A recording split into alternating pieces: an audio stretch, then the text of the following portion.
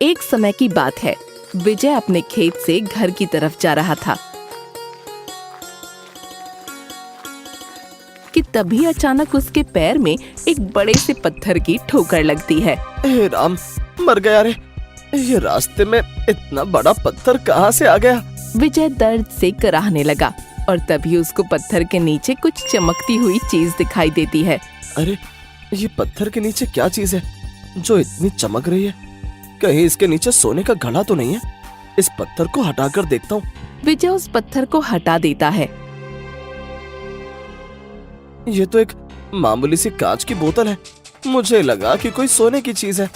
ये मेरे किसी काम की नहीं।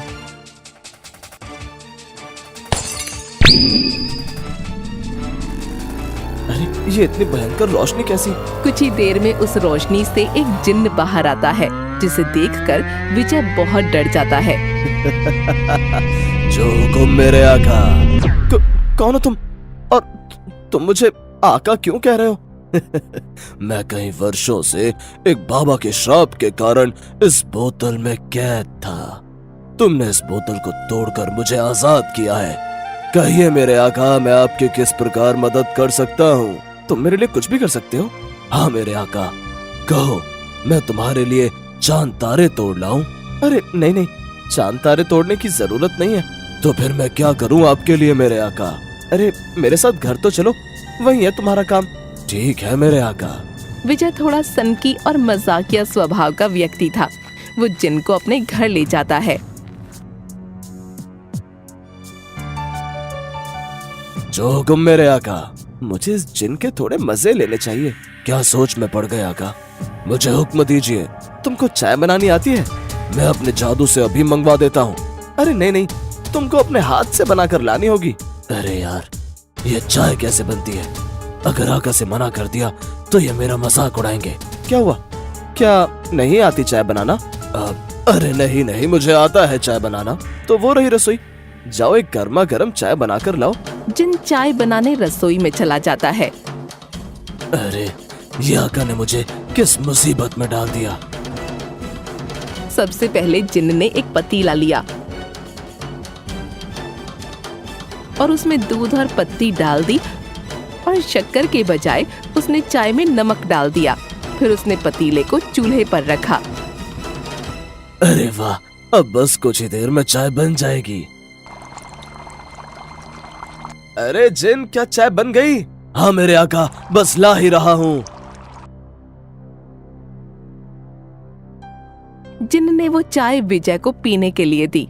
विजय ने चाय की पहली चुस्की मारी।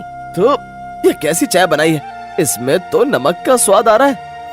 लगता है आका, मैंने इसमें गलती से चीनी की जगह नमक डाल दिया। क्या? तुमसे तो काम ही करवाना बेकार है। मुझे माफ कर दीजिए मेरे आका। अच्छा ठीक है, अब रोना बंद करो। ऐसे ही विजय उस जिन्न को तंग किया करता था। कभी उससे चाय बनवाता तो कभी उससे अपने कपड़े धुलवाता। एक दिन विजय जिन्न से बोला, अरे जिन, जाओ तुम मेरे खेत पर से कुछ गन्ने तोड़ कर लेकर आओ।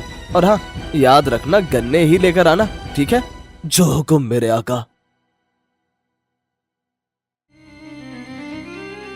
अरे वाह, इतने सारे गन्ने। चलो अब इनको फटाफट तोड़कर आका के पास ले जाता हूँ।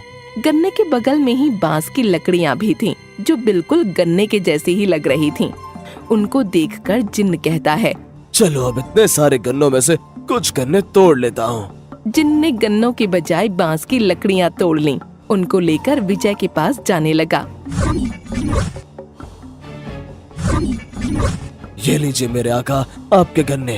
अरे मूर्ख, ये गन्ने नहीं, बांस की लकड़ियाँ हैं। मैंने तुझे गन्ने लाने को बोला था और तू ये लकड़ियाँ उठा लाया। क्या? ये गन्ने नहीं है? मुझे माफ कर दीजिए मेरे आका। हे भगवान, ये मूर्ख जिन मेरे गले कहाँ से पड़ गया? इससे काम तो ठीक से नहीं होता। ये सारी बातें एक गांव का आदमी चमन खिड़की में से सुन लेता है। अरे बाप रे विजय भैया, किस मायावी राक्षस से बात कर रहे हैं? मुझे ये सारी बात गांव वालों को बतानी होगी, नहीं तो गांव पर संकट आ सकता है। चमन ये सारी बातें चौपाल पर बैठे मुखिया और कुछ गांव वालों को बता देता है। अरे मुखिया जी, मुखिया जी। अरे क्या हुआ चमन, तू इतना घबराया हुआ क्यों लग रहा है? क्या बात है? मुखिया जी, जब मैं विजय भैया के घर के पास से गुजर रहा था तभी मैंने देखा कि विजय भैया एक मायावी राक्षस से बात कर रहे हैं। तभी मुखिया के पास बैठे कुछ लोगों में से एक आदमी बोला, अरे चमन, तुझे हम ही मिले थे मजाक करने के लिए। अरे भैया मैं मजाक नहीं कर रहा हूँ, मैंने स्वयं अपनी आंखों से देखा ये सब। अरे चमन, भूत राक्षस जैसी कोई चीज नहीं होती, शायद तेरा भ्रम है। मुखिया जी मैं सच कह रहा हूँ, अगर आपको विश्वास नहीं होता तो स्वयं जाकर देख लीजिए। ठीक है भाई, अगर तू इतना कह ही रहा है तो हमको जाकर जरूर देखना चाहिए, लेकिन याद रखना मुझे मजाक बिल्कुल भी पसंद नहीं है। हाँ? अरे विजय, दरवाजा खोल। अरे ये अब कौन सा आ गया? जिन, तू जल्दी कहीं पर छुप जा, नहीं तो अभी आफत हो जाएगी। जो हुकुम मेरे आका। अरे विजय कहाँ मर गए? दरवाजा खोलो भाई। अब अरे मुखिया जी, आप यहाँ, क्या बात है? भाई विजय, हमें पता लगा कि तुम्हारे घर कोई राक्षस रहता है। ये आप क्या बात कर रहे हैं मुखिया जी, मुझे तो कुछ समझ में ही नहीं आ रहा है। ओह, इतने भोले मत बनो विजय भैया, मैंने अपनी आंखों से देखा है आपको एक राक्षस से बात करते हुए। चमन तेरा दिमाग तो ठीक है, भला मैं एक राक्षस से क्यों बात करूंगा? अरे मुखिया जी ये झूठ बोल रहे हैं। देख भाई विजय, अगर वो कहीं राक्षस छिपा है तो हमको बता दे, वरना तेरे लिए अच्छा नहीं होगा। अरे मुखिया जी मैं कह रहा हूँ ना, यहाँ कोई राक्षस नहीं है। मुखिया जी ये ऐसे नहीं मानेंगे, हमें घर की तलाशी लेनी होगी। ठीक है, आप घर की तलाशी ले सकते हैं। कुछ गांव वाले विजय के घर की तलाशी लेने लगते हैं। अब पकड़ में आएगा ना बच्चों। पूरे घर की तलाशी हो जाने के बाद गांव वाले मुखिया से कहते हैं, अरे मुखिया जी यहाँ तो कोई भी नहीं है, शायद ये चमन हमको बेवकूफ बना रहा है। अरे नहीं नहीं मुखिया जी, मैं सच कह रहा हूँ, मैंने विजय भैया को राक्षस से बात करते देखा है। देख चमन, अगर आइंदा ऐसा मजाक किया ना तो अब की बार मैं तुझे सूली पर लटका दूंगा। चलो गाँव वालों। मुखिया गांव वालों को लेकर विजय के घर से चला जाता है और चमन भी चुपचाप धीरे से अपने घर की ओर निकल लेता है। आज तो बाल बाल बच गए। देखो जिन, तुम्हारा इस पृथ्वी पर रहना बिल्कुल भी खतरे से खाली नहीं है। अगर इन गांव वालों को तुम्हारे बारे में पता चल गया तो ये तुम्हारा गलत इस्तेमाल कर सकते हैं। मेरे आका आप सही कह रहे हैं, मुझे भी अपने परिवार के पास वापस जाना है। हाँ लेकिन तुम्हारा घर कहाँ है? मेरा घर जिन लोक में है, लेकिन मैं वहाँ नहीं जा सकता। लेकिन क्यों? मैं वहाँ पर बहुत ही शैतानियाँ करता था और जिन लोक के महाराजा ने मुझे श्राप दिया। श्राप के कारण मैं जिन लोक में कदम नहीं रख सकता। लेकिन कोई तो उपाय होगा इस श्राप को तोड़ने का। जिन लोक से थोड़ी दूर एक बूढ़े जिन बाबा रहते हैं, इस श्राप को तोड़ने का उपाय उन्हीं के पास है। तो हम उन जिन बाबा के पास चलते हैं। जिन बाबा केवल अमावस्या की रात को ही उनके स्थान पर मिलते हैं। अमावस्या तो कल है, हम कल ही जिन बाबा के पास चलेंगे।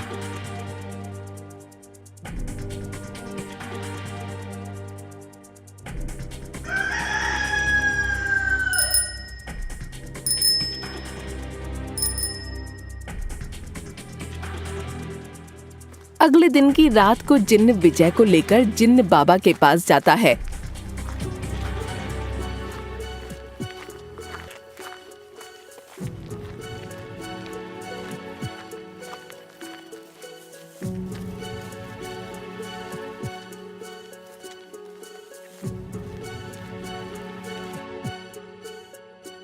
बाबा जी आंखें खोलिए। कौन हो तुम बेटा, और यहाँ क्यों आए हो? फिर विजय ने जिन्न की सारी बात बाबा जी को बताई।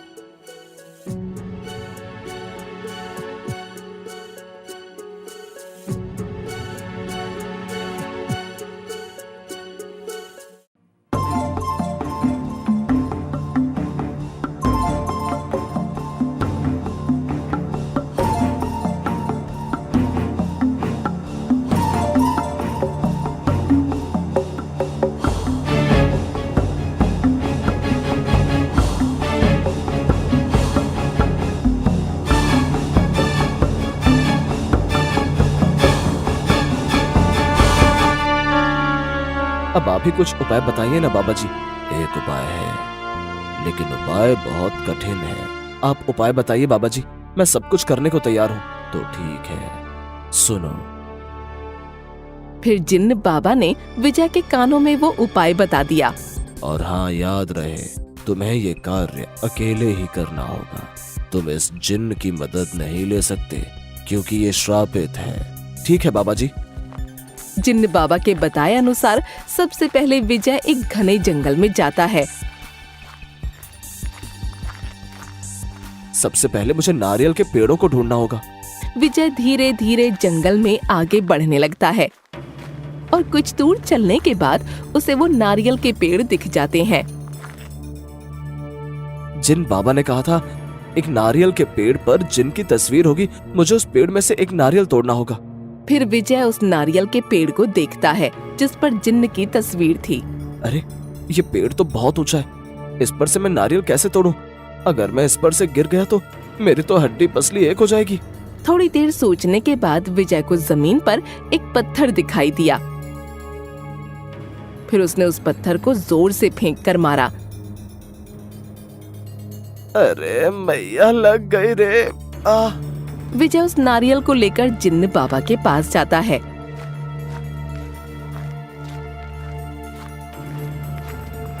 ये लीजिए बाबा जी, मैं आपके बताए अनुसार इस नारियल को ले आया। ये देखकर जिन्न भी खुश हो गया और फिर विजय ने वो नारियल जिन्न बाबा को दे दिया। बाबा जी ने उस नारियल को हाथ में रखकर उस पर कुछ मंत्र पढ़े और फिर वो नारियल विजय को दे दिया। अब इस नारियल का क्या करना है बाबा जी? बेटा, अब तुझे इस नारियल को लेकर भयानक गुफा में जाना है। वहाँ पर तुझे एक चुड़ैल दिखाई देगी। तुझको उससे इस नारियल के बदले जिन्न लोक की चाबी मांगनी होगी। बाबा के बताए अनुसार विजय उस भयानक गुफा में चला जाता है।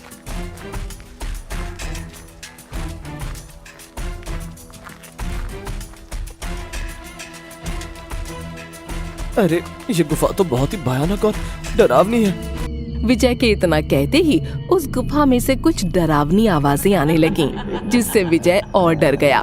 कौन हो तुम और सामने क्यों नहीं आते? फिर तभी गुफा से एक चुड़ैल की आवाज आती है। तुम यहाँ क्यों आए हो? पहले तुम सामने तो आओ चुड़ैल जी।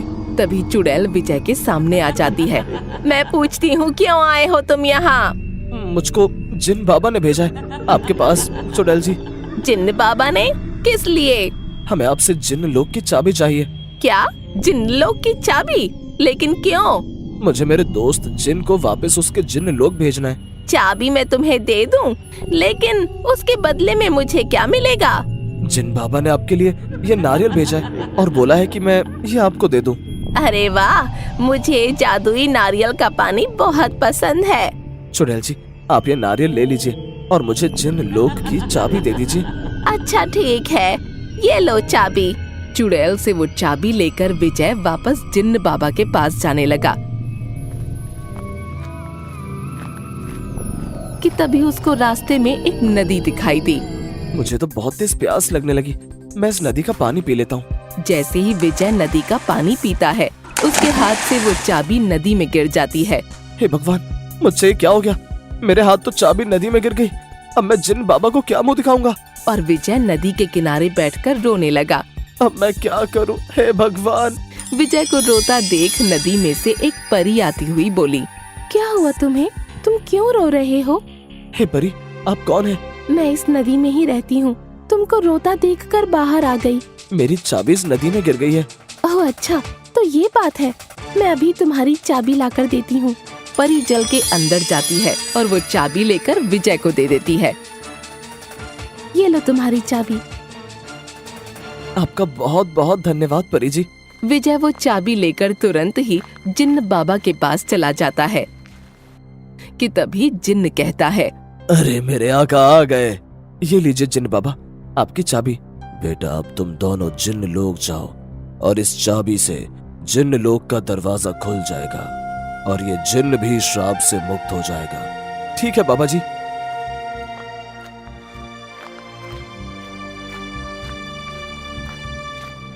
विजय और जिन्न दोनों जिन्न लोक के दरवाजे के पास पहुंच जाते हैं और वो चाबी को उस दरवाजे में लगा देते हैं। चाबी के लगाते ही जिन्न लोक का दरवाजा खुल जाता है। मेरे आका, अब मेरे जाने का वक्त हो चुका है। मैं आपका बहुत बहुत धन्यवाद करता हूँ जो आपने मुझे इस श्राप से मुक्त कर दिया। जाओ, तुम्हारा परिवार तुम्हारा इंतजार कर रहा है। और हाँ, मैंने तुम्हें इतना डांटा, इसके लिए हो सके तो मुझे माफ कर देना। विजय की आंखों से आंसू आ गए। क्या आप मुझे रोकर विदा करेंगे मेरे आका? फिर जिन्न ने विजय को एक जादुई बक्सा दिया जिसमें बहुत सारे हीरे जवाहरात थे। ये लीजिए मेरे आका, मेरी तरफ से छोटा सा उपहार। और जब भी आप मुसीबत में हो, मुझे एक बार आवाज दीजिए, मैं तुरंत आपके पास हाजिर हो जाऊंगा। ये कहकर जिन्न अपने लोक चला गया।